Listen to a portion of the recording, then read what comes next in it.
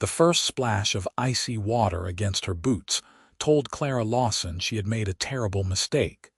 But by then, the wagon wheel was already slipping sideways into the muddy riverbed, and there was nothing to do but hold on and pray. She had been traveling alone for 3 days since leaving Silver City, hauling what remained of her father's mining equipment toward Hillsborough, New Mexico, where her aunt supposedly ran a boarding house and might take pity on a newly orphaned 22-year-old woman with nowhere else to turn. The spring rains had swollen every creek and river between here and there, but Clara had grown impatient waiting at the last crossing, watching other travelers shake their heads and make camp, and she had convinced herself that her team of horses could manage what others feared to attempt. She was wrong. The current caught the wagon with surprising force, shoving it downstream even as the horses screamed and thrashed, their eyes rolling white with terror. Clara felt the whole rig tilt dangerously, felt the cold water rushing over the wagon bed, soaking through the canvas that covered her father's tools and her own meager possessions. She should let go, she thought wildly. She should jump clear before the whole thing went over. But these horses had been her father's pride, and the tools in the wagon bed represented the only inheritance he had left her, the only thing standing between her and complete destitution, and she could not make herself release the reins. The wagon lurched again, and Clara lost her footing, plunging waist deep into the rushing brown water. The cold stole her breath. The current pulled at her heavy skirts like grasping hands, trying to drag her under, and suddenly she understood with perfect clarity that she was going to drown here, alone and stupid, because she had been too proud and too impatient to wait. Then a rope snaked through the air and landed across the wagon seat, and a voice cut through the roar of the water, calm and commanding. "Tie it to the axle." Clara's fingers were numb and clumsy, but she managed to loop the rope through the wheel spokes and around the axle, pulling it tight with shaking hands. The moment she secured the knot, the rope went taut, and she felt the wagon stop its sideways slide. The horses were still panicking, still fighting the current, but they were no longer being swept downstream. "Stay there," the voice called again, and Clara turned to see a man on horseback at the edge of the river, his rope tied to his saddle horn, his horse braced against the wagon's weight. He was tall in the saddle, broad-shouldered, wearing a battered hat pulled low against the afternoon sun. She could not see his face clearly from this distance and through the spray of water, but she could see the easy competence in the way he sat his horse, the way he gestured for her to wait. He secured his rope to a cottonwood on the bank, then urged his horse into the river without hesitation. The water rose quickly around the animal's legs, then its chest, but the horse kept coming, steady and sure-footed despite the current. When they reached the wagon, the man swung down from the saddle, landing in the waist-high water beside Clara without so much as a flinch at the cold. Up close, she could see he was perhaps 26 or 27, with dark hair curling over his collar and several days' worth of beard shadowing his jaw. His eyes were an unusual gray-green, the color of sage after rain, and they assessed her and the situation with equal intensity. He did not smile. He did not speak. He simply moved to the front of the wagon and began unhitching the horses with swift, practiced movements. Clara wanted to tell him to be careful, wanted to warn him that the near horse was prone to biting when frightened, but the words stuck in her throat. She was shaking too hard from cold and fear, and the sudden relief of not dying alone in a nameless river. She watched as he freed first one horse and then the other, slapping them toward the bank where they scrambled up onto solid ground, sides heaving. Then he turned back to her. He was standing close enough now that she could smell leather and wood smoke and something else, something clean like pine soap. Water ran from his hat brim in steady streams, and his shirt was plastered to his chest, but he did not seem to notice or care. He looked at her for a long moment, his expression unreadable, and then without a word he bent and lifted her into his arms as easily as if she weighed nothing at all. Clara gasped. She should protest, should tell him she could walk, but the current was still pulling at her legs and she knew it was a lie. His arms were solid around her, one beneath her knees and one supporting her back, and she found herself gripping his shoulders, feeling the muscle and warmth of him even through his soaked shirt. He carried her through the river without speaking, his steps careful and deliberate, testing each foothold before committing his weight. The water surged around his waist, trying to knock him off balance, but he moved with the current rather than fighting it, angling upstream slightly so they ended up at the bank rather than being swept downstream. Clara held her breath the entire way, her heart hammering against her ribs, very aware of how strong he was, how securely he held her. When they reached the muddy bank, he climbed up with her still in his arms, not setting her down until they were well clear of the water's edge. Then he lowered her gently to the ground, steadying her when her legs threatened to buckle, his hands warm and firm on her arms. "Thank you," Clara managed, and her voice came out smaller than she intended. "I thought I was going to drown." He nodded once, still not speaking, and turned back toward the river. His horse had followed them to shore and now stood dripping beside the cottonwood where the rope was tied. The stranger walked to his saddlebags and pulled out another length of rope, then waded back into the river without hesitation.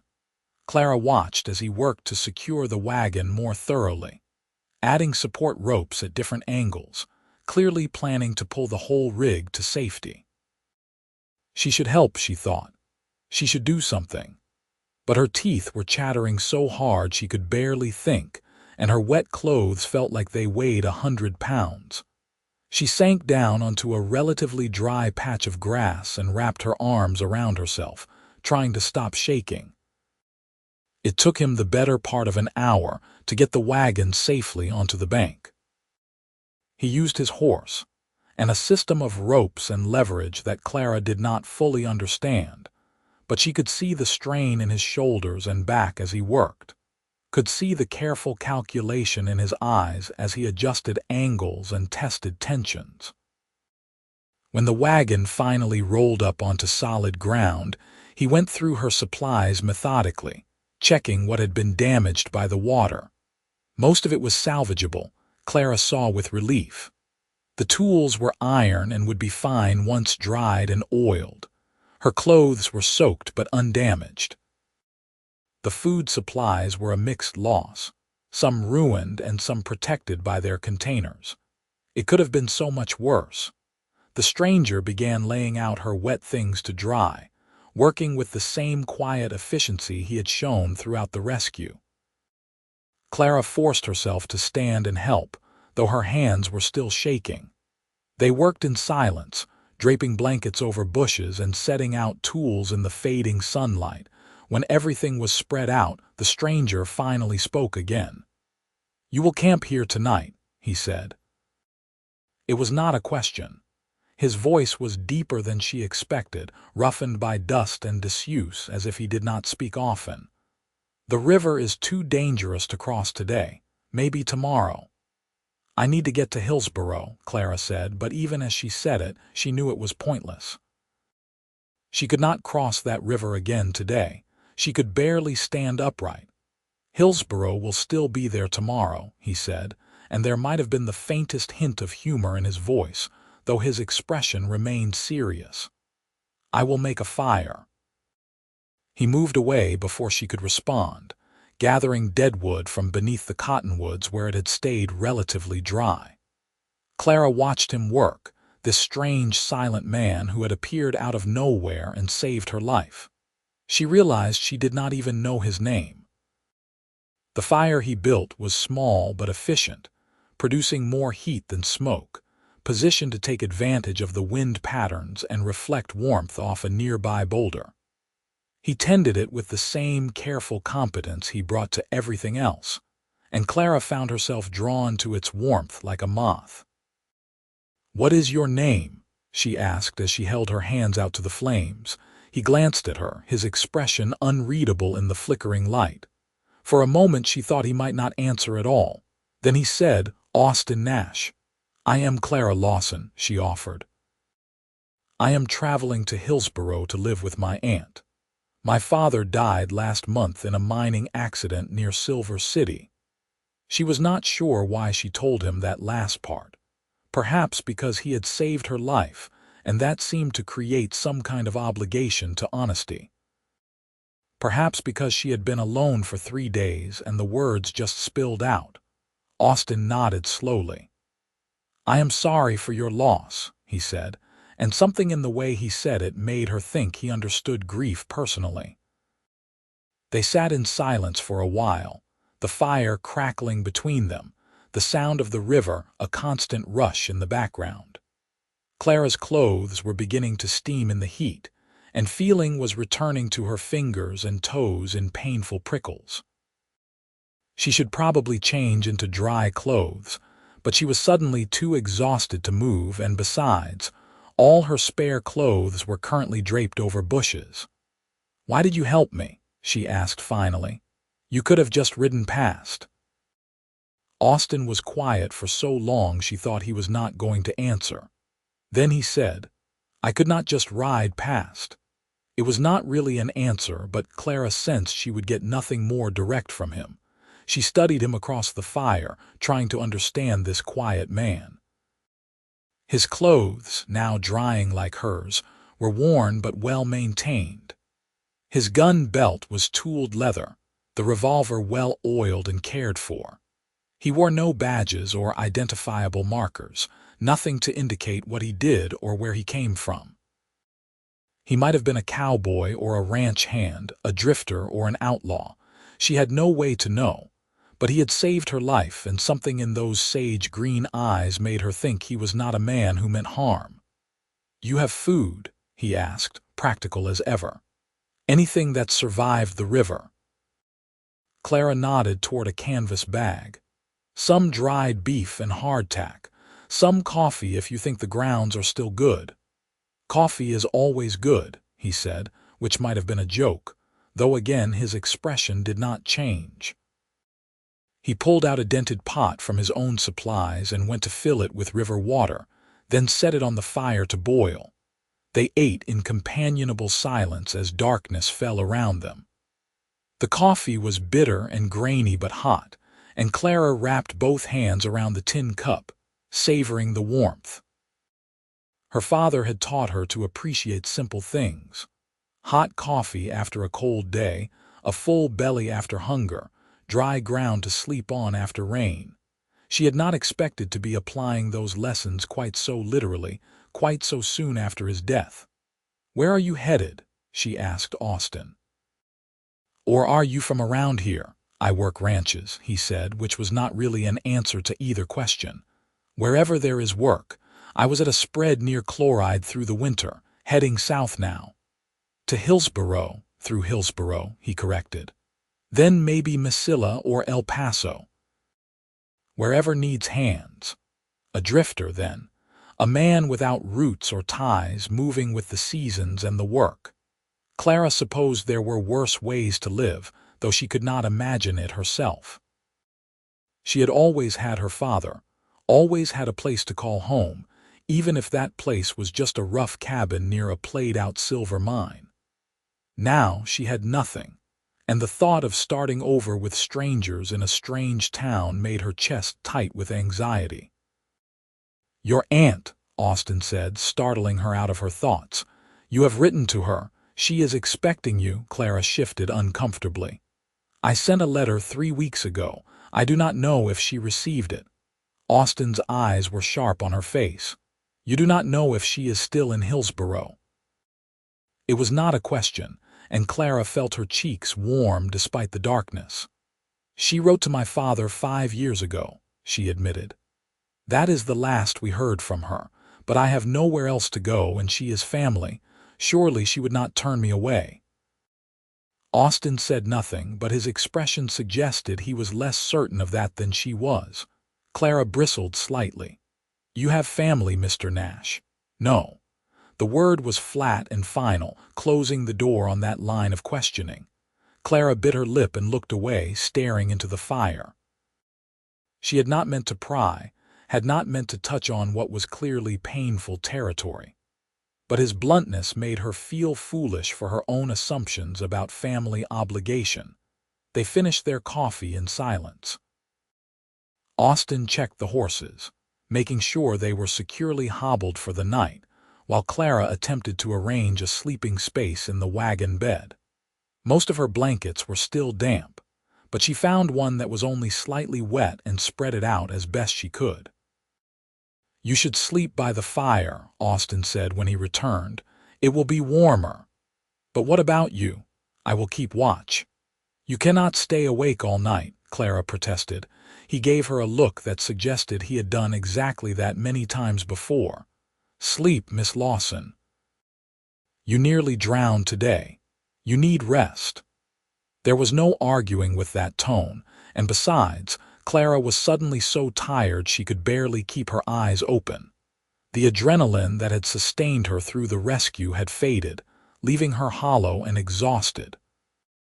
She arranged her damp blanket near the fire and lay down, every muscle in her body aching. She meant to stay awake, meant to keep Austin company at least for a little while, but sleep took her almost immediately, pulling her down into dark, dreamless depths. When she woke, the sun was just cresting the horizon, painting the eastern sky in shades of pink and gold.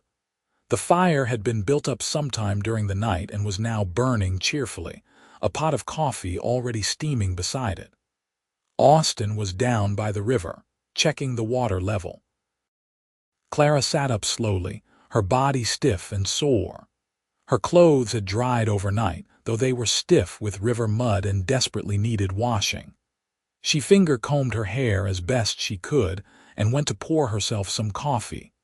Austin returned a few minutes later, his expression thoughtful. "The river has dropped," he said. "It is still high but passable if we are careful. We should cross now before the afternoon heat melts more snow upstream." "We," Clara repeated. He gave her a level look.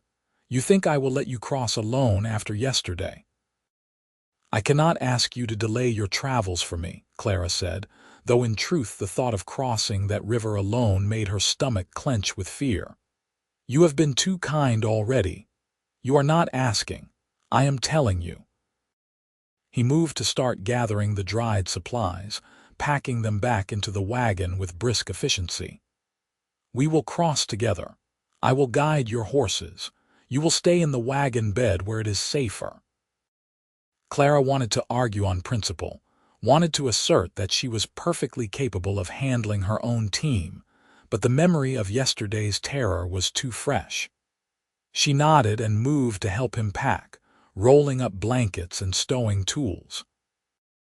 It took them an hour to prepare everything, to harness the horses and secure the load so nothing would shift during the crossing. Austin checked every rope and strap twice, his attention to detail bordering on obsessive. When he was finally satisfied, he swung up onto the wagon seat and took the reins. "In the back," he reminded Clara. "Hold onto the sides." She climbed into the wagon bed and gripped the wooden rails, her heart already starting to race. Austin clicked to the horses, and they moved forward, entering the river at an angle, heading for the shallowest point of the crossing. The water rose quickly around the wheels, and Clara felt the current catch them just as it had yesterday. But this time Austin was ready for it, keeping the horses moving steadily forward, never giving the current a chance to push them off course. His hands were firm and confident on the reins, and he spoke to the horses in a low, constant murmur, keeping them calm and focused. The crossing that had nearly killed Clara yesterday took perhaps 5 minutes under Austin's guidance. When they emerged on the far bank, water streaming from the wheels and the horses blowing hard, Clara released a breath she had not realized she was holding. Austin glanced back at her. "All right." "Yes," she managed. "Thank you. Again." He nodded and turned his attention back to the road, urging the horses up the muddy bank and onto the track that led toward Hillsborough. His own horse was tied to the back of the wagon, following along placidly.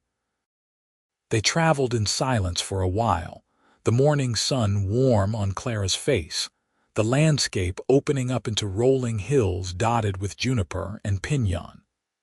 It was beautiful country, wild and empty, and Clara understood why her father had loved New Mexico despite its harshness.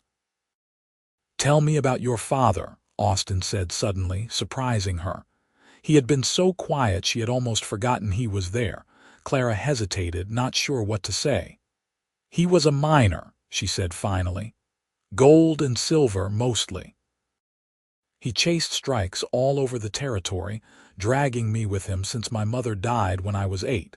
He was not always practical, but he was kind. He taught me to shoot and to handle horses and to appreciate good coffee." She smiled slightly at that last part. "He always said life was too short for bad coffee." "He was right about that," Austin said, and there was something almost warm in his voice. "What about your parents?" Clara asked, then immediately regretted it when she saw his shoulders tense. "I am sorry. I should not pry." "My mother died when I was 12, Austin said after a long pause. "Cholera.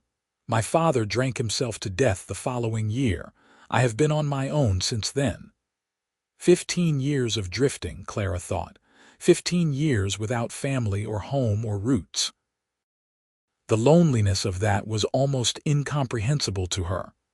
"I am sorry," she said quietly. He shrugged, a slight movement of his shoulders. "It was a long time ago." They lapsed back into silence, but it felt different now, more comfortable.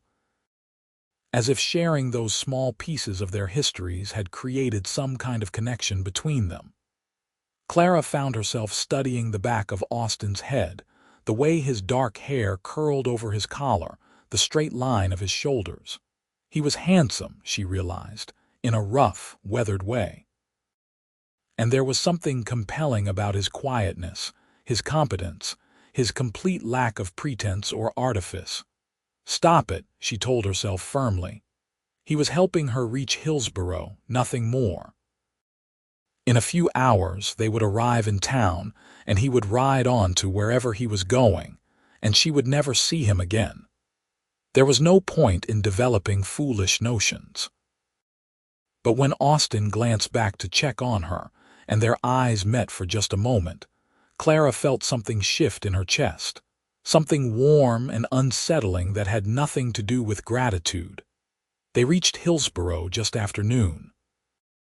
The town sprawled across a hillside, a collection of adobe and wood buildings that spoke to both its Spanish heritage and its American present. Clara could see the mining works on the surrounding hills, the dark mouths of tunnels and the skeletal frames of hoists. Hillsborough had been a boom town once, she knew, rich with silver and gold. Now it was holding on, not quite busted but not quite booming either. Sustained by ranching as much as by mining, Austin guided the wagon down the main street, past a hotel and several saloons, a general store, a church. People on the boardwalk stopped to watch them pass, curiosity plain on their faces. Clara supposed they made an odd picture, this mud-stained woman and the silent cowboy driving her wagon. "Where does your aunt live?" Austin asked. "She runs a boarding house," Clara said. "Or she did 5 years ago. I am not sure where exactly." Austin pulled the wagon to a stop in front of the general store. "Wait here," he said, and swung down from the seat with easy grace. Clara watched through the dusty window as he spoke to the shopkeeper, a portly man with impressive mutton chops. They conversed briefly, the shopkeeper gesturing vaguely up the hill. Austin nodded and returned to the wagon. 2 streets up, he said, climbing back onto the seat. Yellow house with a green door. The shopkeeper says a woman named Lawson still runs it. Relief flooded through Clara. Her aunt was still here, still running the boarding house. Maybe this would work out after all. The boarding house was easy to spot. A large adobe structure with the promised yellow walls and green door. A sign over the door read, "Lawson's Rooms, Clean Beds, Good Meals." Austin pulled the wagon to a stop in front, and Clara climbed down on shaking legs. She had imagined this moment 100 times over the past 3 days, but now that she was actually here, she found herself terrified. What if her aunt did not remember her? What if she had no room? What if she was angry that Clara had come without waiting for a response to her letter? Austin seemed to sense her hesitation. He came around the wagon to stand beside her, not touching but close enough that she could feel his presence, solid and reassuring. "You want me to come in with you?" he asked quietly. "No," Clara said, then immediately changed her mind. "Yes, please." "I mean, if you do not mind." Something that might have been a smile flickered across his face, too quick to be sure. "I do not mind." They walked to the door together and Clara knocked, her heart hammering. After a moment, the door swung open to reveal a woman in her 50s, tall and angular with graying brown hair pulled into a severe bun. She had Clara's eyes, the same blue-gray, and Clara knew immediately this was her aunt. "Yes," the woman said, her tone polite but not welcoming. "Aunt Margaret." Clara's voice came out smaller than she intended. "I am Clara, Thomas Lawson's daughter. I wrote to you 3 weeks ago, but I do not know if you received my letter." Margaret's eyes widened, and for a moment her severe expression softened. "Clara, little Clara." "Good Lord, child, you are all grown up." Then the severity returned. "Thomas is with you. He died last month," Clara said, and felt Austin shift slightly closer beside her. "Mining accident. I have nowhere else to go. I hoped you might have room for me here." Margaret pressed her lips together and Clara's heart sank. She could see the calculation in her aunt's eyes, the weighing of obligation against convenience. "I run a business, Clara," Margaret said finally. "I cannot afford to take in charity cases." "I can work," Clara said quickly. "I can cook and clean and help with the guests. I do not need wages, just room and board until I can find something else." Margaret seemed to consider this. Her eyes slid to Austin, standing quiet and watchful beside Clara, and something shifted in her expression. "Who is this?" "Austin Nash," Clara said. "He saved my life at the river crossing. He escorted me here to make sure I arrived safely." Margaret's eyebrows rose. "Did he now?" She looked Austin up and down, taking his measure in a way that made Clara's cheeks warm. "Well, Mr. Nash, that was very chivalrous of you. I suppose you will be wanting some kind of reward for your trouble." "No," Austin said flatly. "I want nothing." His tone was cold, and Clara saw Margaret blink in surprise. Most men would have at least angled for a free meal or a drink, but Austin clearly found the suggestion offensive. Margaret cleared her throat. "Well, Clara, you can stay, but you will earn your keep. I need someone to help with laundry and cooking, and the rooms need to be cleaned daily." "It is hard work." "I do not mind hard work," Clara said, relief making her almost lightheaded. "Thank you, Aunt Margaret, truly." Margaret nodded briskly. "Bring your things in. Mr. Nash, you are welcome to stable your horse out back if you need to rest before moving on." "I will help Clara with her belongings first," Austin said, and turned back to the wagon without waiting for a response. They worked together to carry Clara's trunk and bags into the boarding house. Margaret showed her to a small room at the back, barely big enough for a bed and a dresser, with a narrow window overlooking the alley. It was not much, but it was hers, and after sleeping on the ground for 3 days, it looked like luxury.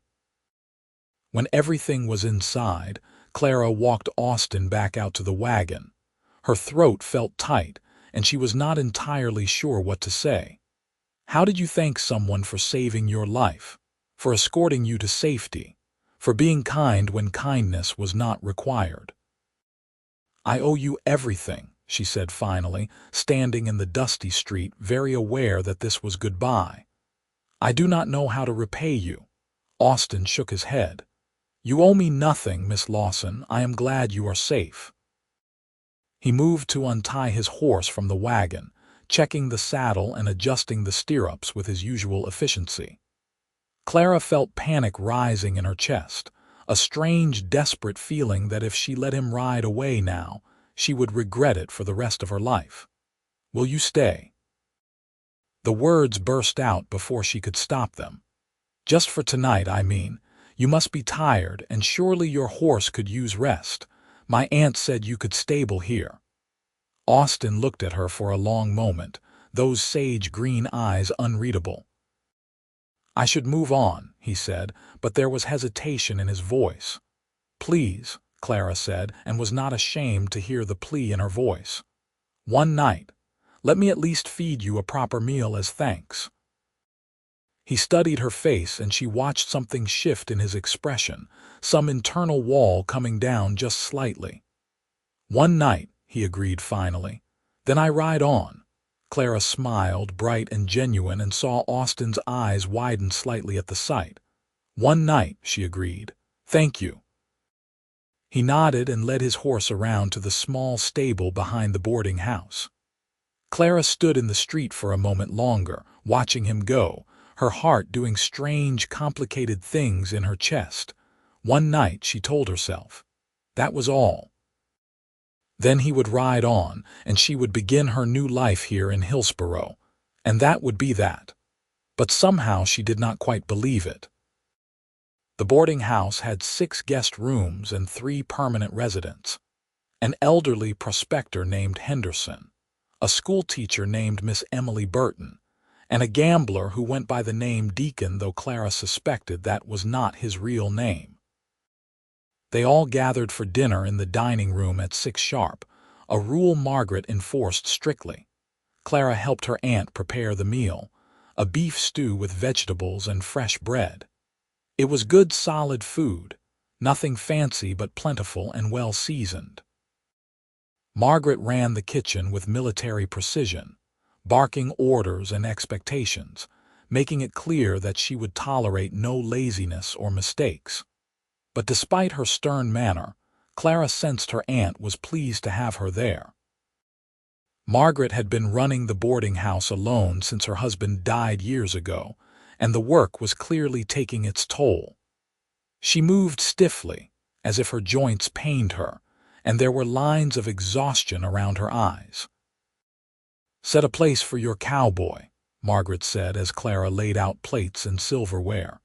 "If he is staying the night, he might as well eat properly." Clara's cheeks warmed at "your cowboy," but she did not correct her aunt. She simply added an extra place at the table and went to find Austin. He was in the stable, brushing down his horse with long, methodical strokes. He had removed his hat and vest, and his shirt sleeves were rolled up, revealing tanned, muscular forearms. Clara paused in the doorway, watching him work, struck by the gentleness in his hands, the soft words he murmured to the animal. He looked up when she approached, and something in his expression softened when he saw her. "Dinner is ready," Clara said.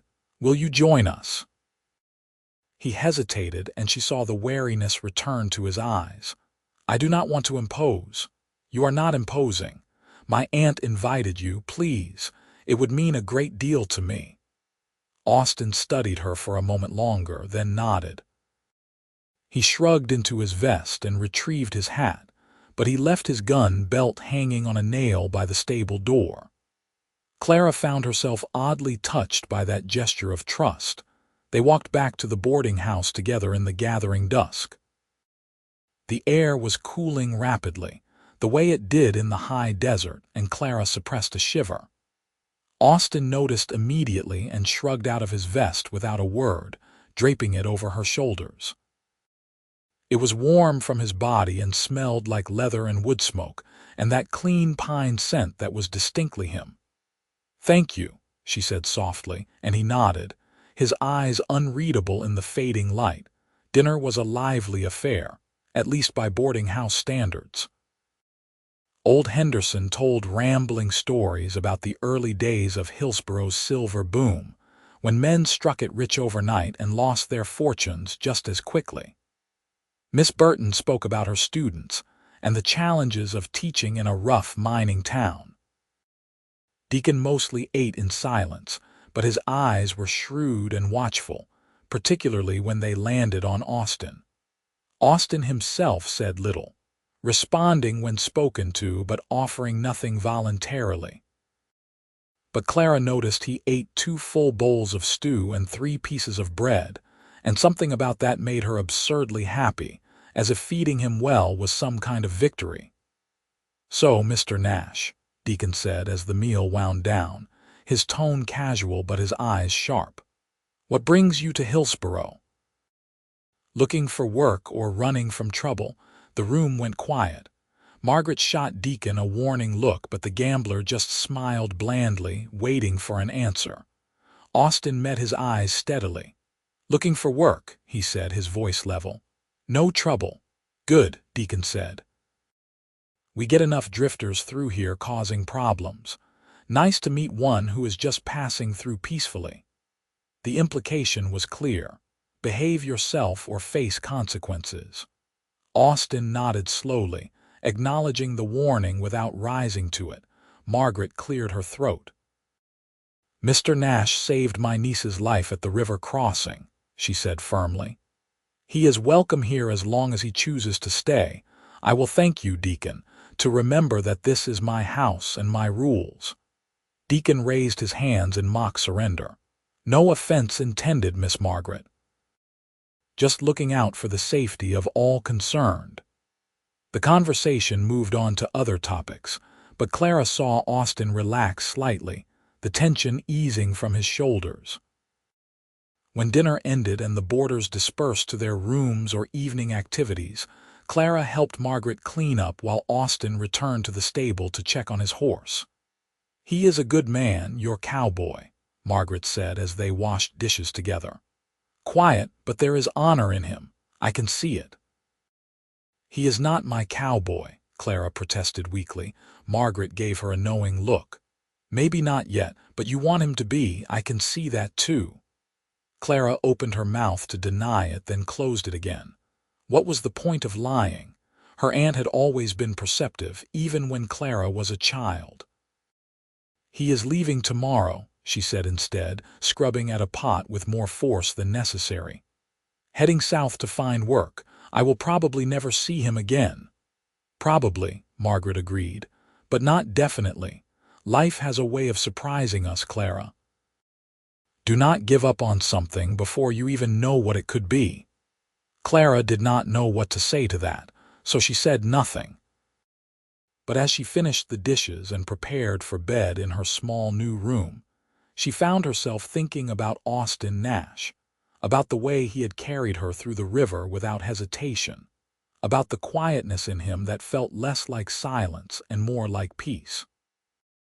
She thought about his eyes, sage green and serious, and the way they had looked at her in the firelight. She fell asleep thinking about him, and if her dreams were warm and tangled with images of strong arms and gentle hands, well, no one needed to know that but her. Clara woke early, her body still adjusting to the rhythms of the boarding house. She dressed quickly in the pre-dawn darkness and made her way to the kitchen, thinking to get a head start on breakfast. But when she arrived, she found Margaret already there, kneading dough with practiced efficiency. "Good," Margaret said when she saw Clara. "You can start the coffee and begin slicing bacon. Guests expect breakfast at 7 sharp." They worked together in companionable silence, and Clara found the rhythm of it soothing. There was comfort in routine, in the simple acts of cooking and preparing.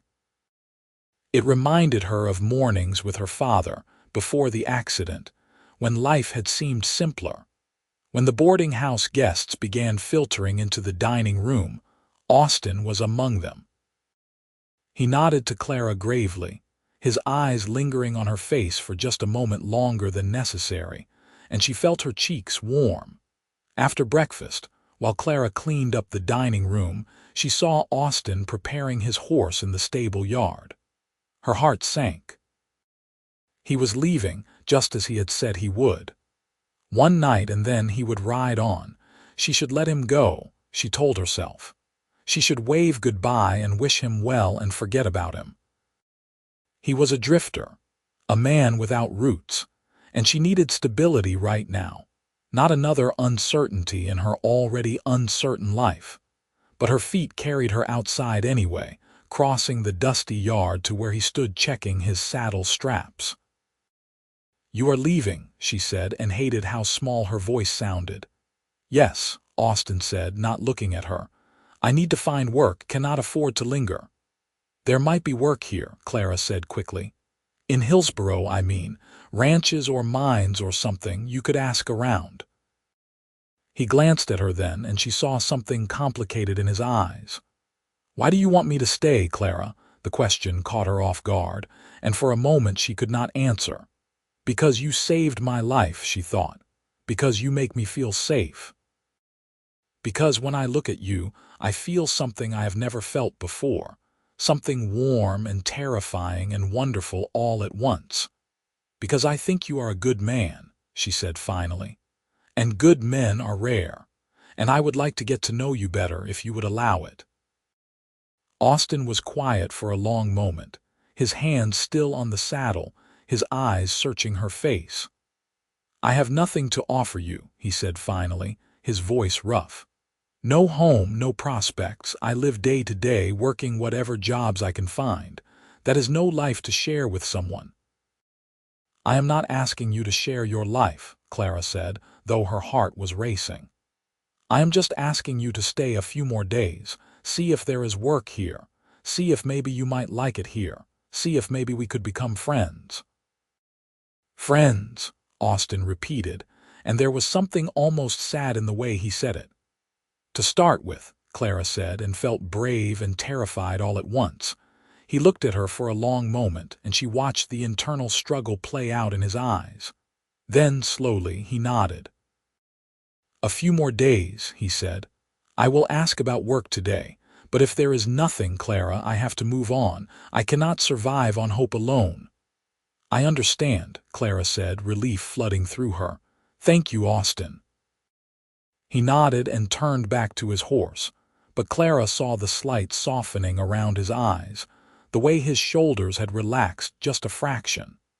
He was not good at hiding his feelings, she realized. He just did not express them in conventional ways. Austin spent the day riding to nearby ranches, asking about work. Clara threw herself into her duties at the boarding house, scrubbing floors and washing linens and helping Margaret prepare lunch and dinner. The work was hard and endless, but she did not mind. It kept her hands busy and her mind occupied, and Margaret was slowly warming to her, showing her the routines and rhythms of the house. Austin returned just before dinner, and Clara's heart leaped when she saw him lead his horse back into the stable rather than ride on. "Any luck?" she asked, meeting him in the yard, trying to keep her tone casual. "Maybe," he said. "There is a ranch east of town, the Double Bar. Owner named Richards is looking for hands to help with a cattle drive next month. He said to come back tomorrow and talk details." "That is wonderful," Clara said, unable to keep the smile off her face. Austin looked at her, and for the first time since they met, he smiled back. It was a small smile, slight and uncertain, but it transformed his face, making him look younger and less careworn. "It is just temporary work," he cautioned. "A few weeks at most." "A few weeks is better than a few days," Clara pointed out, and saw his smile widen just a fraction. Over the following days, a pattern emerged. Austin took a room at the boarding house, paying his way with the last of his savings while he waited to start work at the double bar. He helped around the house when Margaret would let him, fixing a loose board on the porch, repairing a broken window, chopping firewood. Clara found excuses to be wherever he was working, bringing him coffee or water, talking to him about small things, gradually learning the contours of his quiet personality.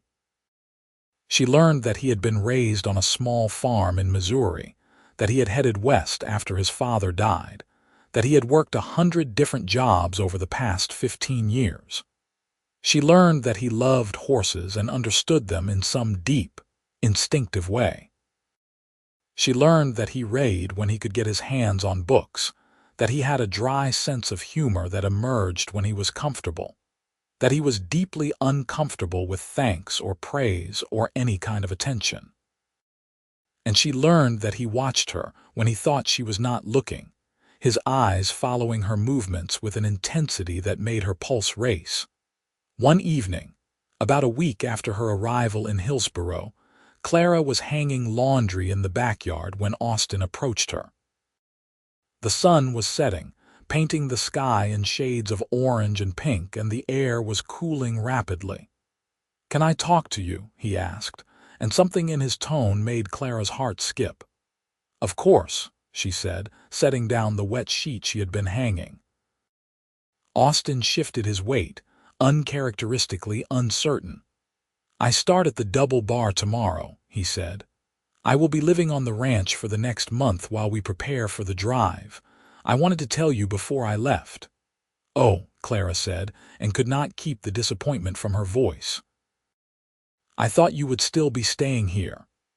"Cannot afford to pay for a room I am not using," Austin said practically. "Richards provides bunkhouse space for his hands." "I see."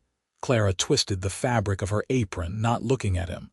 "Well, thank you for telling me. I hope the work goes well." "Clara." His voice was soft, and when she looked up, he was standing closer than before, close enough that she could see the green flecks in his gray eyes. "I am not very good at this, at talking about feelings. But I want you to know that this week, getting to know you, it has meant something to me." "You mean something to me." Clara's breath caught. "You mean something to me too," she whispered. Austin reached out slowly, giving her time to pull away if she wanted to, and cupped her cheek with his calloused hand. His touch was gentle, reverent almost, and Clara leaned into it without thinking. "I have nothing to offer you," he said again, his voice pained. "No home, no security. But if you are willing to wait, if you are willing to see where this goes, I would like to court you properly. When I have saved enough from this job, when I have something more than dust and dreams to offer." "I do not need wealth, Austin," Clara said, covering his hand with hers.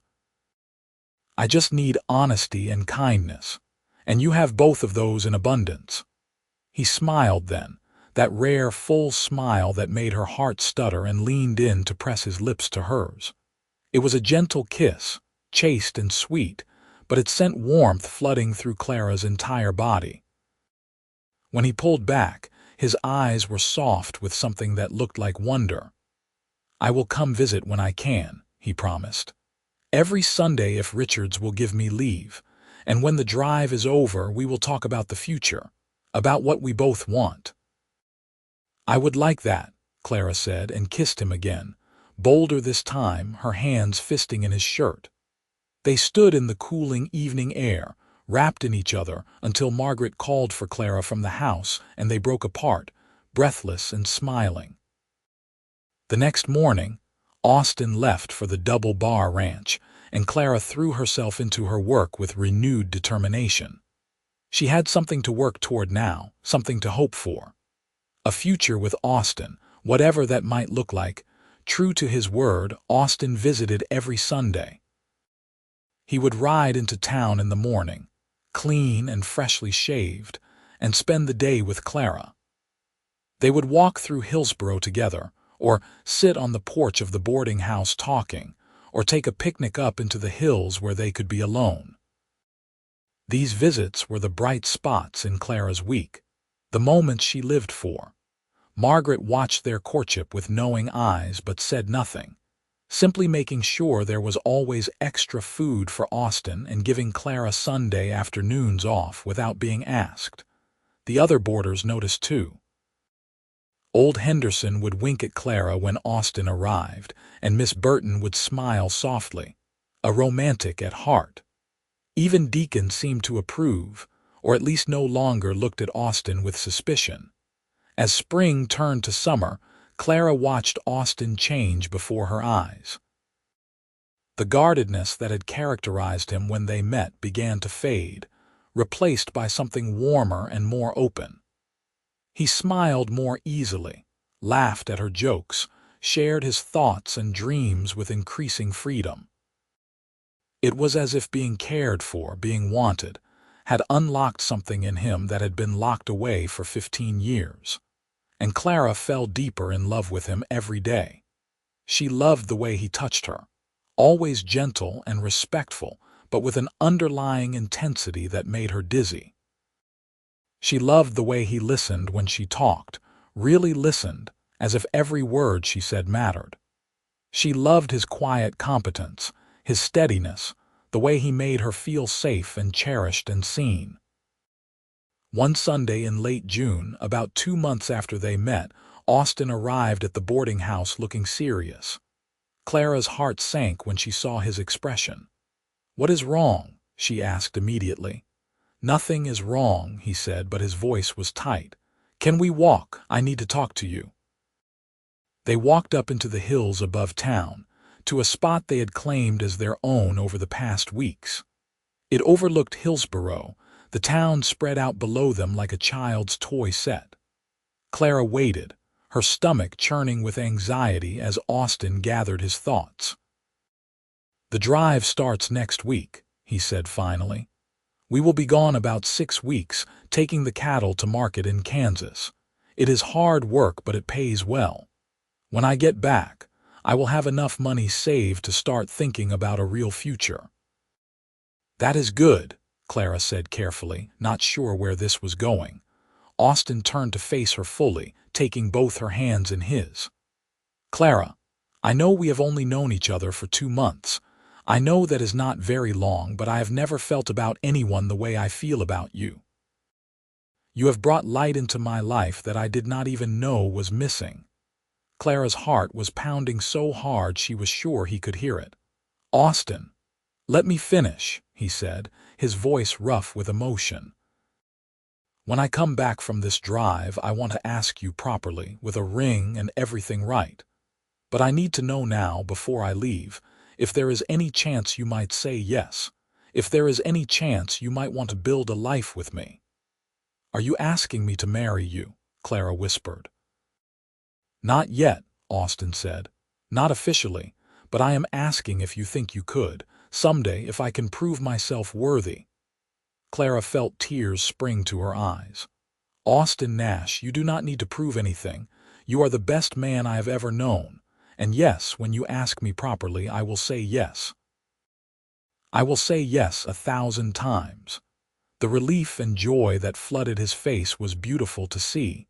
He pulled her into his arms, holding her tight, and Clara felt his heart racing against hers. "I love you," he said into her hair. "I have loved you since that first day at the river, even though I did not understand it yet. You changed everything for me." "I love you too," Clara said, and kissed him with all the emotion she had been holding back, all the hope and fear and desperate longing of the past 2 months.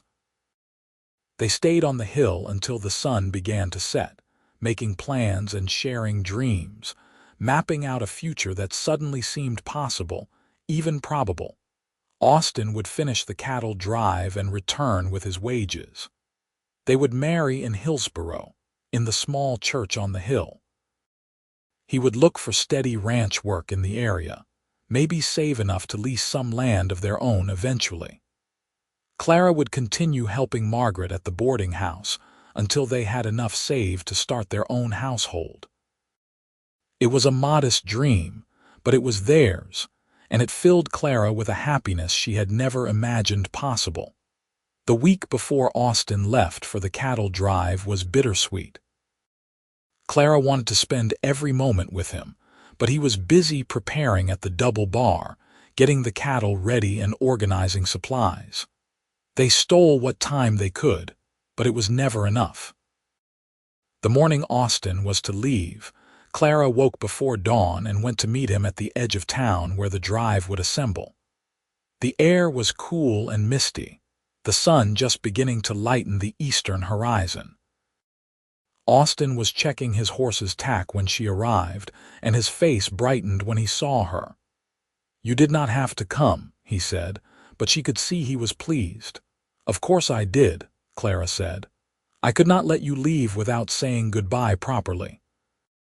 She had brought him a package of food for the trail and a small bundle wrapped in cloth. Austin opened it carefully to find a hand-stitched handkerchief embroidered with his initials. "Clara, this is beautiful," he said, his voice thick. "Thank you." "Come back safe," she said, blinking back tears. "And come back to me." "Always," he promised, and kissed her one last time before swinging up into the saddle. Clara stood at the edge of town and watched the cattle drive disappear into the distance, dust rising in their wake. She touched her lips where Austin had kissed her and sent up a silent prayer for his safety. 6 weeks, she told herself. She could wait 6 weeks. Time moved strangely when Austin was gone. The days blurred together in a routine of cooking and cleaning and laundry, but the nights were long and lonely. Clara found herself constantly wondering where he was, what he was doing if he was safe. Margaret tried to keep her busy and distracted, but Clara knew her aunt could see through her efforts to stay cheerful. "Love is always a waiting game," Margaret said one evening as they sat on the porch shelling peas. "You wait for it to arrive, then you wait for it to deepen, then you wait for the right time to build a life together. Patience is as important as passion." "I am trying to be patient," Clara said, "but 6 weeks feels like forever." "It will pass," Margaret assured her. "And when he returns, you will appreciate each other all the more for the time apart." Clara hoped she was right. 4 weeks into Austin's absence, a rider came through Hillsborough with news of the cattle drive. They had made good time and were nearing Kansas, he reported, with no major problems. Clara felt the knot of anxiety in her chest loosen slightly. 2 more weeks, she told herself. Just 2 more weeks. But the day Austin was scheduled to return came and went with no sign of him. Clara tried not to panic, tried to remember that cattle drives were unpredictable, that delays were common. But as days turned into a week with no word, fear began to gnaw at her. What if something had happened? What if he had been injured or killed? What if he had changed his mind about her during the long weeks on the trail? She was scrubbing the front steps of the boarding house, trying to work out her anxiety through physical labor, when she heard the sound of hoofbeats on the street. She looked up, shading her eyes against the afternoon sun, and felt her heart stop. Austin was riding toward her, trail worn and dusty but whole and safe. He swung down from his horse before it had even come to a complete stop and crossed the distance between them in long strides. Then she was in his arms, and he was holding her so tightly she could barely breathe and nothing else mattered. "You are here," she gasped against his chest. "You are safe. I was so worried." "I am sorry," he said into her hair. "The drive took longer than expected. We had trouble with rustlers in Kansas and had to deal with the law. I got here as fast as I could." Clara pulled back just enough to look at his face, taking in the new lines around his eyes, the deeper tan, the beard he had grown on the trail. "Are you all right? Were you hurt?" "I am fine," he assured her. "Tired and dusty and desperate to see you, but fine." She kissed him then, right there in the street, not caring who saw. Austin made a sound low in his throat and kissed her back with intensity that spoke of 7 weeks of longing. When they finally broke apart, both breathing hard, Austin reached into his pocket and pulled out a small box. "I know I said I would ask you properly," he said, his voice rough, "with everything right and planned. But I cannot wait another moment, Clara. I love you. I want to spend the rest of my life with you. Will you marry me?" He opened the box to reveal a simple gold band with a small diamond, modest but beautiful. Clara felt tears streaming down her face. "Yes," she said. "Yes, yes, yes." Austin slipped the ring onto her finger with shaking hands, then pulled her back into his arms. Over his shoulder, Clara saw Margaret standing in the doorway of the boarding house, wiping her eyes and smiling broadly. That evening, the boarding house hosted an impromptu celebration. Margaret produced a bottle of whiskey she had been saving for a special occasion, and even the normally reserved Miss Burton got a little tipsy and giggly. Old Henderson proposed elaborate toasts that went on forever, and Deacon played cards tricks and entertained them all with stories. Austin stayed close to Clara all evening, holding her hand or touching her back, as if he could not quite believe she was real. Clara felt drunk on happiness, on the weight of the ring on her finger and the future stretching out before them. Later, when the celebration wound down and the other boarders drifted off to bed, Austin and Clara sat on the porch steps in the warm night air. "I was thinking," Austin said, "about what we discussed before I left, about finding steady work and saving to lease land. I talked to Richards at the Double Bar and he offered me a permanent position as his foreman. Good pay, a cabin on the ranch, room to grow. What do you think?" "I think it sounds perfect," Clara said, leaning her head on his shoulder. "When would we move after the wedding?" "I figured we could marry in August, give us time to plan, then move out to the ranch and start our life together properly." "August," Clara repeated, testing the word. Less than 2 months away, it seemed both impossibly distant and frighteningly close. "I would like that." They sat in comfortable silence for a while, watching stars emerge in the darkening sky. Clara thought about how much her life had changed in just 4 months. She had gone from being alone and adrift to being engaged and building a future with a man she loved desperately.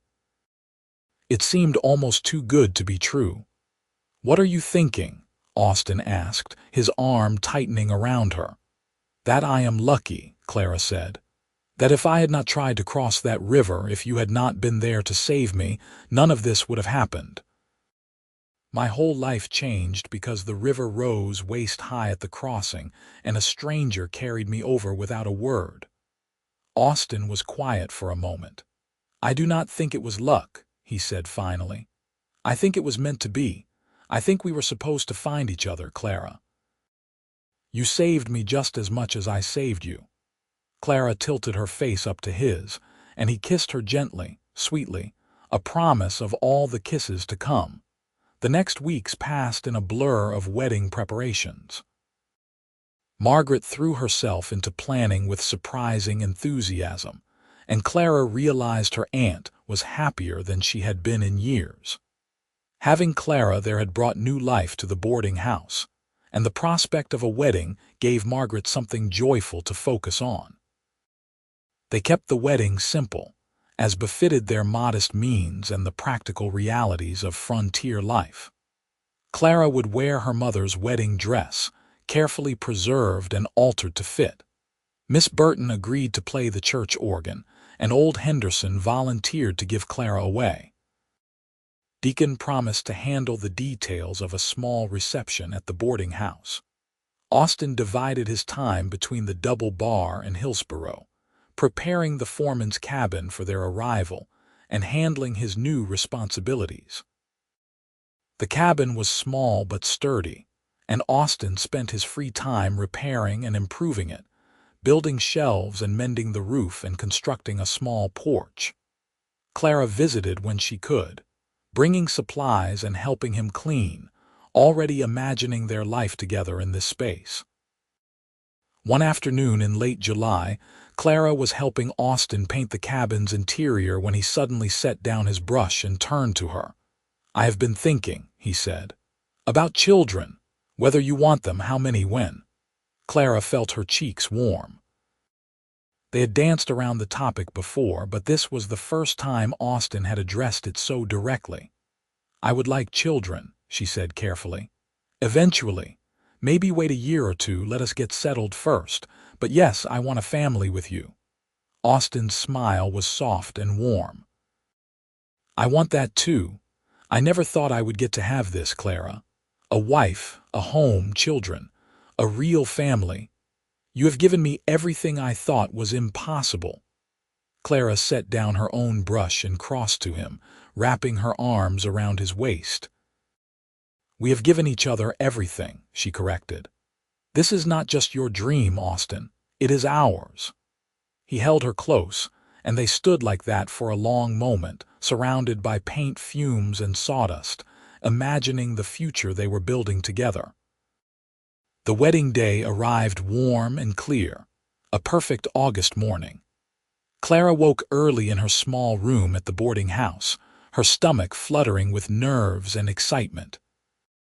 Margaret helped her dress in the white lace gown, pinning up her hair with small wildflowers they had gathered from the hills. "You look beautiful," Margaret said, her voice thick with emotion. "Your mother would be so proud." "Thank you," Clara whispered, hugging her aunt tightly, "for everything. For taking me in when I had nowhere to go, for accepting Austin, for helping us build this. You are family," Margaret said simply. "And family takes care of each other." The church was small but packed when Clara arrived. It seemed half of Hillsborough had turned out for the wedding, curious to see the boarding house girl marry the quiet cowboy foreman. Clara barely noticed them. Her eyes were fixed on Austin, standing at the front of the church in his best clothes, his hair neatly combed and his face shaved clean. He looked handsome and nervous and completely overwhelmed, and Clara loved him so much in that moment she thought her heart might burst. Old Henderson walked her down the aisle with surprising dignity, patting her hand encouragingly when he passed her off to Austin. Austin took her hands in his, and Clara saw that they were shaking slightly. The minister began the service, speaking about love and commitment and building a life together. Clara barely heard the words. She was too focused on Austin, on the way he was looking at her like she was the most precious thing in the world, on the feel of his hands warm and solid around hers. When it came time for vows, Austin's voice was rough but steady. "I, Austin Nash, take you, Clara Lawson, to be my wife. I promise to love you and cherish you, to support you and protect you, for as long as we both shall live. You have brought light into my darkness, and I will spend the rest of my life trying to be worthy of you." Clara felt tears streaming down her face as she repeated her own vows, promising to love and honor Austin through whatever life brought them. When the minister finally pronounced them husband and wife, Austin kissed her with such tenderness and joy that the small congregation erupted in applause and cheers. The reception at the boarding house was lively and warm, full of good food and laughter. Margaret had outdone herself with the meal, and Deacon had somehow procured several bottles of champagne. Old Henderson made another of his rambling toasts, and Miss Burton played the piano while people danced in the boarding house parlor. But Clara's favorite moment came late in the evening when she and Austin slipped away to the porch for a quiet moment alone. They sat on the steps, Austin's arm around her shoulders, Clara's head resting against his chest, listening to the sounds of celebration inside. "How do you feel, Mrs. Nash?" Austin asked softly. Clara tested the name in her mind and felt a smile bloom across her face. "I feel happy," she said simply. "Happier than I have ever been. How do you feel, Mr. Nash?" "Like the luckiest man alive," he said, and kissed the top of her head. They sat in comfortable silence for a while longer, then Austin stood and offered her his hand. "Ready to go home?" he asked. Home. Their cabin at the double bar, their first night as husband and wife, the beginning of their life together. Clara took his hand and let him pull her to her feet. "Yes," she said, "let us go home." The first months of marriage were an adjustment, but a joyful one. Clara learned the rhythms of ranch life, rising early with Austin to make breakfast, spending her days tending their small garden and keeping the cabin clean, preparing dinner for when Austin returned dusty and exhausted from a day working cattle. It was hard work, harder than the boarding house in many ways, but she did not mind. This was her home, her life, built with her own hands and Austin's. Austin proved to be an excellent foreman. He had a gift for managing men and cattle both, and under his leadership, the double bar became more efficient and profitable. Richards was pleased and told Austin several times that he had made the right choice in hiring him. In the evenings, Austin and Clara would sit on their small porch, watching the sun set over the hills, talking about their days and their dreams. Sometimes Richards and his wife would invite them to the main house for dinner, and Clara enjoyed the older couple's company and their stories of building the ranch over decades. As autumn turned to winter, Clara began to suspect she might be pregnant. She waited until she was certain before telling Austin, choosing a quiet evening when they were alone in the cabin. "Austin," she said as they sat by the fire after dinner, her heart pounding, "I have news." He looked up from the tack he was mending, concern flickering across his face. "What is wrong?" "Nothing is wrong," she assured him quickly. "Actually, everything is right. Austin, I am pregnant. We are going to have a baby." The piece of leather he was holding fell from his fingers. He stared at her for a long moment, his expression stunned, and then a smile broke across his face like sunrise. "A baby," he repeated, his voice filled with wonder. "We are going to have a baby." Clara nodded, laughing and crying at the same time. Austin crossed to her in 2 strides and pulled her into his arms, holding her carefully as if she had suddenly become fragile. "I love you," he said fiercely. "I love you so much, Clara. Thank you for this." "Thank me," Clara laughed. "I think we both had something to do with it." He laughed too, a rare full laugh that she did not hear nearly often enough, and kissed her with such joy and tenderness that Clara felt her heart overflow. The pregnancy progressed smoothly through the winter and into spring. Clara bloomed under Austin's attentive care, and he treated her like spun glass, constantly worried she was overdoing things. She found his hovering both endearing and occasionally frustrating, but she knew it came from a place of deep love and fear of loss. As her belly grew, they talked about names and made plans for the baby's arrival. Austin built a cradle in his spare time, working the wood with patient care, sanding it smooth and finishing it with oil. Clara sewed tiny clothes and blankets, marveling at how small everything was. On a warm day in early May, almost exactly a year after their first meeting at the river crossing, Clara went into labor. Austin rode for the doctor in a panic, then paced outside the cabin like a caged animal while the doctor and Mrs. Richards attended to Clara. The labor was long and difficult, and more than once Austin nearly burst through the door, unable to bear hearing Clara's cries of pain. But finally, just after sunset, he heard a new sound, the thin, outraged wail of a newborn baby. The door opened and Mrs. Richards emerged, smiling. "You can come in now, Austin. You have a son."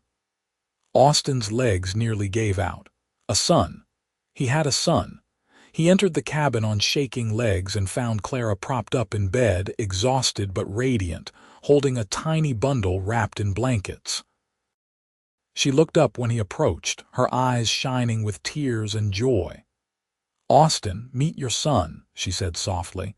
He took the baby carefully, afraid of his own strength, and looked down at the tiny red face, the shock of dark hair, the little fists waving aimlessly. His son. His child. The reality of it hit him like a physical blow, and he felt tears streaming down his face. "He is perfect," Austin whispered. "You are perfect. Clara, thank you. Thank you for giving me this." "We made him together," Clara said, echoing her words from months before. "This is ours, Austin. Our family." They named him Thomas, after Clara's father, with Austin's surname of Nash. Little Thomas was a healthy, vigorous baby, and he wrapped both his parents completely around his tiny fingers from the moment of his birth. Austin proved to be a devoted father, taking on night feedings and diaper changes without complaint, rocking Thomas to sleep with such gentleness that Clara sometimes found herself crying at the sight. This man who had been alone for so long, who had never expected to have a family, was now completely besotted with his son. As Thomas grew from infant to toddler, the cabin filled with the sounds of laughter and crying and the constant chaos of a small child. Austin and Clara had never been happier. When Thomas was 2, Clara became pregnant again, and this time she gave birth to a daughter they named Margaret, after Clara's aunt. Little Maggie had her mother's blue-gray eyes and her father's dark hair, and she was as different from her brother as night from day. Where Thomas was energetic and adventurous, Maggie was thoughtful and quiet, content to sit and observe the world around her. The years passed in a blur of growing children and hard work and deep contentment. Austin continued to excel as foreman, and Richards began talking about retiring and possibly selling the ranch to Austin when the time came. It seemed like a distant dream, but Austin began saving toward it, adding to the nest egg he and Clara had been building since their marriage. Clara stayed in touch with Margaret, visiting Hillsborough regularly and hosting her aunt at the ranch. Margaret had closed the boarding house and moved into a smaller place in town, and she delighted in her role as honorary grandmother to Thomas and Maggie. One evening, when Thomas was 5 and Maggie was 3, the family sat on their porch watching the sunset. It had become their ritual, this quiet time together at the end of each day. Thomas was chattering about something he had seen in the barn, and Maggie was playing with a rag doll Clara had made for her. Austin reached over and took Clara's hand, lacing their fingers together. She looked at him and smiled, seeing the contentment in his eyes, the peace that had settled over him in the years since they met. "You remember," Clara said softly, "that day at the river? When you carried me across without saying a word." Austin nodded, his eyes distant with memory. "I remember thinking you were either very brave or very foolish trying to cross alone." "Probably both," Clara admitted. "But if I had not tried, if you had not been there, none of this would exist. Our life, our children, everything we have built together." "I know," Austin said quietly. "I think about that sometimes, how one moment can change everything, how meeting you changed everything for me." "For me too," Clara said, squeezing his hand. Thomas tugged on Austin's sleeve, demanding attention, and Austin scooped the boy into his lap with easy strength. Maggie climbed into Clara's lap, and they sat together, a family, watching the stars emerge one by one in the darkening sky. 3 years later, when Thomas was 8 and Maggie was 6, Richards finally made good on his promise to sell the ranch to Austin. The old man was ready to retire and move to California to be near his daughter, and he wanted the double bar to go to someone who would love it and care for it the way he had. It took almost every penny Austin and Clara had saved, plus a loan from the bank in Hillsborough, but they managed it. The double bar became Nash Ranch, and Austin became not just a foreman but an owner, a landowner with a future to pass on to his children. Clara watched Austin sign the papers in the Hillsborough land office, saw the emotion in his eyes as Richard shook his hand and wished him well. This man who had once had nothing, who had drifted from job to job with no prospects and no hope, now owned a working ranch and had a family who loved him. The transformation was staggering. That night, after the children were asleep, Austin and Clara sat up talking about the future, about their plans for the ranch and their dreams for their children. Austin wanted to expand the herd, maybe add some horses. Clara wanted to build a larger house, something with more room for the family and maybe guests. They talked late into the night, making plans and dreaming dreams, secure in the knowledge that they had each other, and that was enough to build anything. The years continued to pass, bringing both joys and sorrows. Margaret passed away peacefully in her sleep when Thomas was 12, and Clara mourned the loss of the aunt who had taken her in when she had nowhere else to go. But she took comfort in the fact that Margaret had lived to see Clara happy and settled, had known her great-niece and great-nephew, and delighted in them. Thomas grew into a strong, capable young man who loved the ranch and seemed destined to follow in his father's footsteps. Maggie grew into a thoughtful, intelligent girl who devoured every book she could get her hands on and talked about becoming a teacher like Miss Burton, who still taught in Hillsborough and had become a close family friend. When Clara was 38 and Austin was 42, they had one last surprise.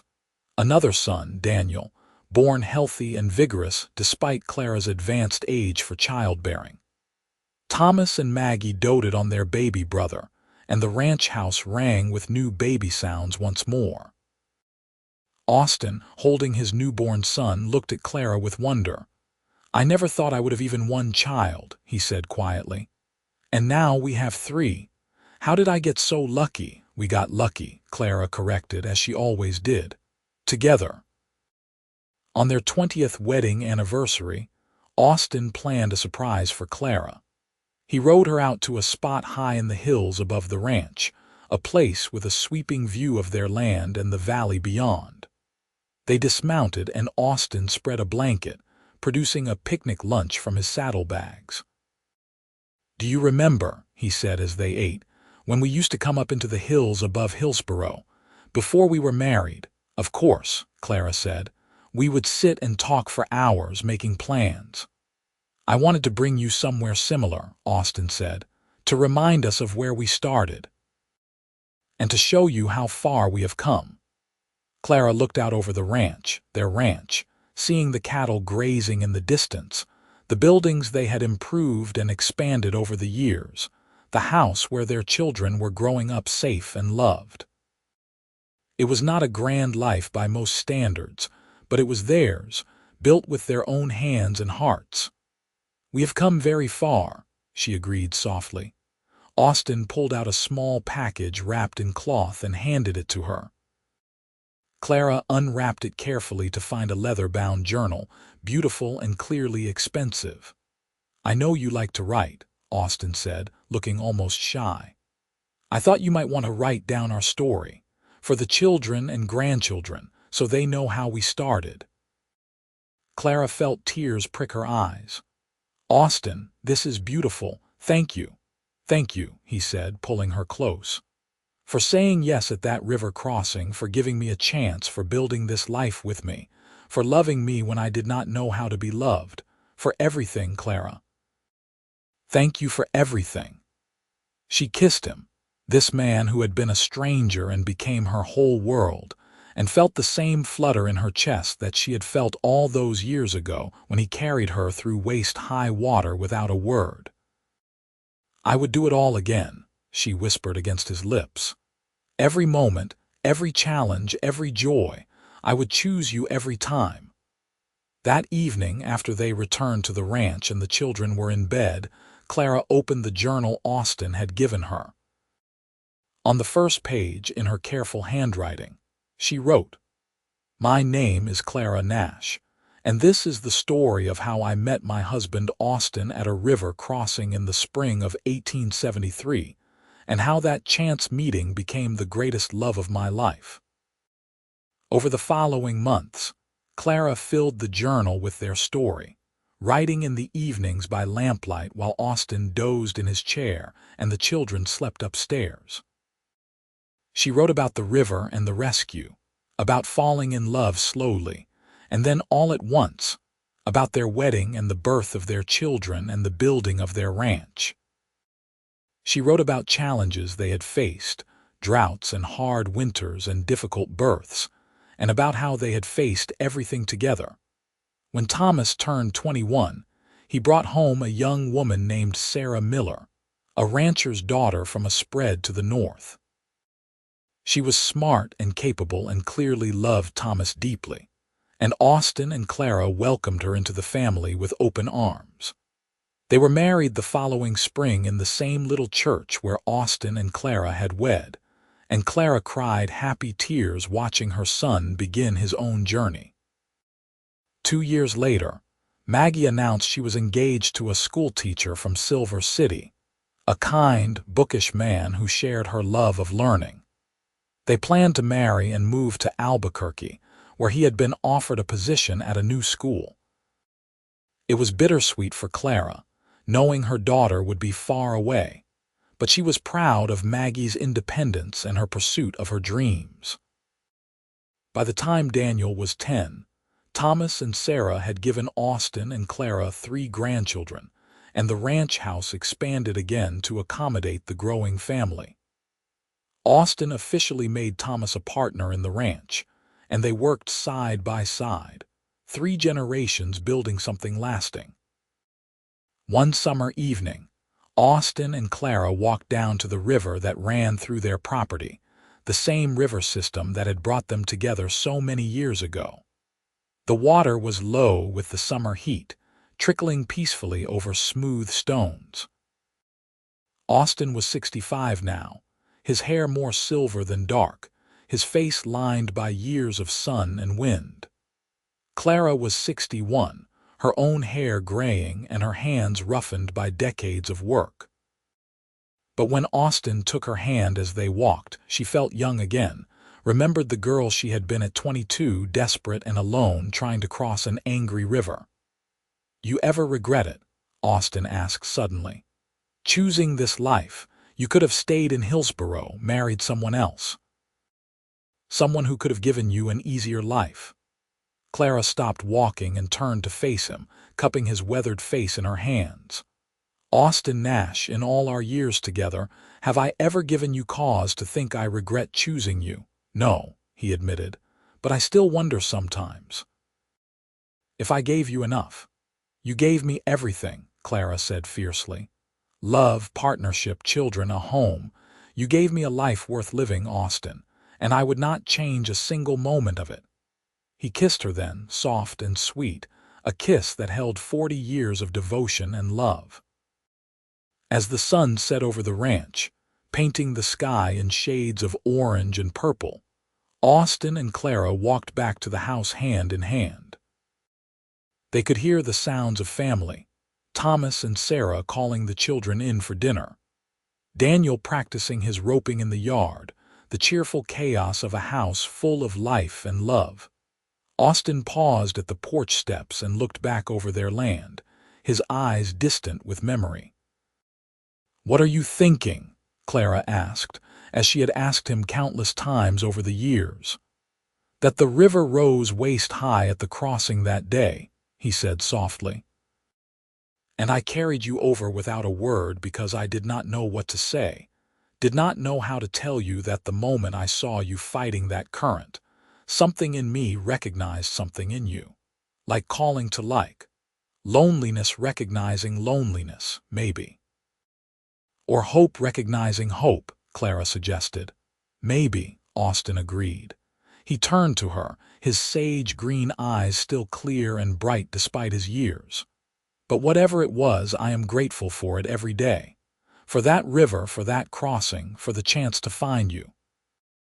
"I am grateful too," Clara said, and led him inside to their family, to the home they had built together, to the life that had begun with one silent act of kindness at a swollen river crossing. Inside the house, surrounded by children and grandchildren, Austin caught Clara's eye across the dinner table and smiled.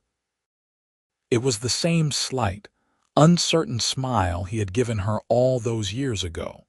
The smile that had told her he was not as guarded as he appeared, that beneath the quiet exterior was a man capable of great love. Clara smiled back, and in that moment they were young again, standing at a river crossing, a cowboy stranger and a desperate woman, both searching for something they did not know they needed. They had found it in each other. Years later, when Austin was 72 and Clara was 68, Austin's health began to decline. Nothing dramatic, just the slow wearing down of a body that had worked hard for decades. He tired more easily now, and there were days when his joints ached too much to ride. But he remained sharp and engaged, offering advice to Thomas on ranch matters, and playing with his great-grandchildren when they visited. One spring morning, exactly 49 years after they had first met at the river crossing, Clara woke to find Austin watching her with an intensity that made her catch her breath. "What is it?" she asked, reaching for his hand. "I was just thinking," he said, his voice raspy with age, "that if I had ridden past that river that day, if I had not stopped to help you, I would have missed everything that matters. You are my whole life, Clara. You have been since that moment, and I wanted to make sure you knew that." "I know," she whispered, blinking back tears. "And you are mine. Always." They spent that day together, just the two of them, riding slowly around the ranch and visiting all their favorite spots. They went to the hill where Austin had proposed, to the river where they had first met, to the little cabin where they had started their life together, now used as storage but still standing solid.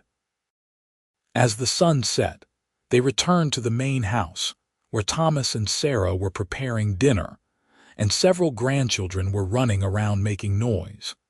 It was chaotic and loud and full of life, and Austin and Clara stood on the porch for a moment, taking it all in. "This is what we built," Austin said quietly, gesturing to the scene before them. "This is our legacy, Clara, not just the land but this. Love and family and continuity. We did good." "We did very good," Clara agreed, leaning her head against his shoulder. Austin lived 3 more years, making it to 75, which was a good age for a man who had lived hard. He died peacefully in his sleep one winter night, Clara beside him as she had been for over half a century.